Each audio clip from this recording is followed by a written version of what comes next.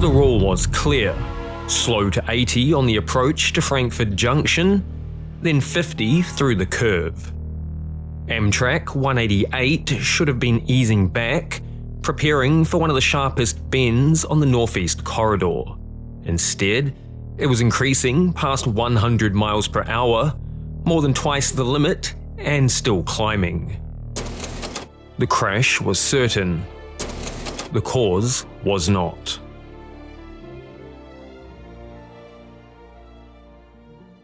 At around 9:10 p.m. on the 12th of May 2015, Amtrak 188 departed Philadelphia's 30th Street station, heading north for New York City, having begun its journey earlier that day in Washington, D.C. With 238 passengers and 5 crew, the train was powered by a modern Amtrak City Sprinter locomotive hauling 7 passenger cars. The engineer was 32-year-old Brandon Boston, who had worked the line only a few weeks and was relatively new to the complex curves and various speed limits. Shortly before 9:23 p.m., Amtrak 188 approached the Frankfurt Junction in northeast Philadelphia. The curve was sharp, a 4-degree bend with a speed limit of 50 miles per hour, and it was a location with history. In 1943, an express train derailed on the curve, killing 79 people. More than 70 years later, the danger remained. The atmosphere on the line that night was tense. A commuter train nearby had been struck by rocks thrown at its windscreen. The conductor had been momentarily blinded, and urgent radio chatter filled the airwaves. Passenger trains in Philadelphia had often been targets of such vandalism and near misses.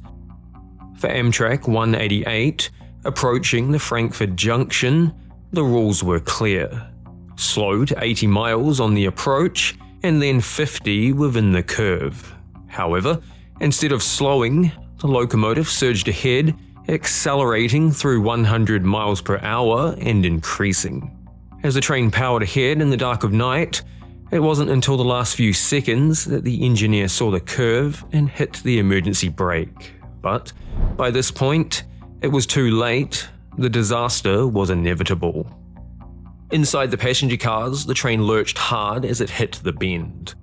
The lead cars tipped onto their sides, windows shattered, and luggage and bodies were hurled through the cabins. And in just seconds, the entire train had derailed.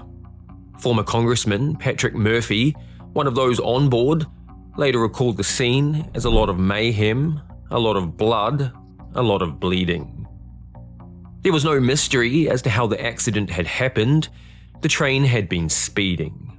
But the question was why? Why had the engineer increased the speed instead of slowing? In the days following the tragedy, investigators from the National Transportation Safety Board and the Federal Railroad Administration worked alongside the FBI to piece together what had happened. 8 passengers were dead and more than 200 were injured, 11 of whom were in critical condition. The engineer, Brandon Boston, had survived with leg injuries, a concussion, and a head wound, but he told investigators he had no memory of the moments before the crash.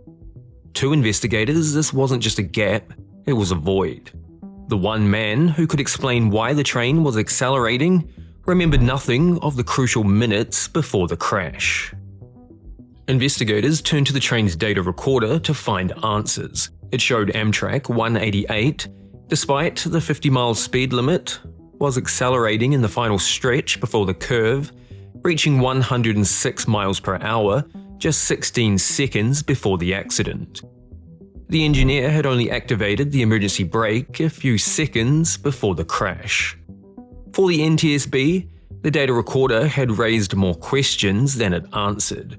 Why was Amtrak 188 speeding up when it should have been slowing? The data had spoken, but its numbers only deepened the mystery. Investigators considered a theory. With no clear answers from the engineer, they turned to the chaos on the rails that night searching for a clue hidden in the noise of radio chatter and flying glass. In the minutes before the crash, a nearby SEPTA train had been targeted by Ubes. Had Amtrak 188's windshield been struck by rocks too, just as the commuter train had minutes earlier? The engineer admitted it was possible, but couldn't remember. And now an account of some kind of projectile hitting the windshield. The story from an assistant conductor listening to her engineer, 32-year-old Brandon Bostian, on the radio. She also believed that she heard her engineer say something about his train being struck by something. The FBI has been asked to join the investigation to examine the damage to the train's windshield and reports of other trains in that area being struck at about the same time. It was a plausible idea, but it didn't explain the data. Why had the train accelerated instead of slowing? Tests ruled out mechanical failure, and toxicology confirmed no alcohol or illicit substances were involved. But even if the Amtrak train was hit by something before derailing, how does that explain the sudden acceleration? 10 minutes out of Philadelphia, it's at the speed limit, 70 miles an hour. Then in the final minute, a quick acceleration, 80 miles an hour, then 90. Just 16 seconds before derailment, more than 100 miles an hour. Reaching that 50-mile-an-hour curve, the brakes are applied, but it's too late. Investigators concluded that the most likely explanation was simply human error. New to the route, they believed Bostian may have lost situational awareness. Distracted by the emergency with the commuter train and the burst of radio traffic it triggered, he likely thought he had already cleared the Frankfurt curve and was accelerating into the straight. The NTSB later concluded the cause was clear: a loss of situational awareness brought on by the commuter train incident and the radio chatter that followed. Interestingly, the disaster could have been entirely prevented. The section of track where the accident occurred lacked a system known as Positive Train Control, or PTC. PTC is a computerized safeguard that monitors a train's speed and automatically applies the brakes if an engineer fails to do so. It was the kind of system designed to step in when humans fail, and on that night, failure had been inevitable. Amtrak was installing PTC across the Northeast Corridor, but ran into delays from budget cuts, technical issues, and licensing of radio frequencies. However, the system was only months away from activation when the derailment happened. Had it been active at Frankfurt Junction, it would have slowed Amtrak 188 well before the curve and prevented the crash. Engineer Brandon Bostian faced a long legal battle. He was charged with causing catastrophe, 8 counts of involuntary manslaughter, and more than 200 counts of reckless endangerment. After years of legal back and forth, a jury acquitted him on all charges in March of 2022. Amtrak, meanwhile, admitted liability for the tragedy and agreed to compensate victims and families. In 2016, the company reached a $265 million settlement, covering over 125 cases tied to the derailment. In the wake of the crash, Amtrak finished installing automatic train control on the northbound track at Frankfurt Junction. It also added inward-facing cameras in the locomotives to record the engineer. And by December of 2015, Positive Train Control was active across the Northeast Corridor from Washington to Boston. A safeguard delayed for years was finally in place. Amtrak 188 is a dark reminder of what happens when human error meets outdated safety equipment.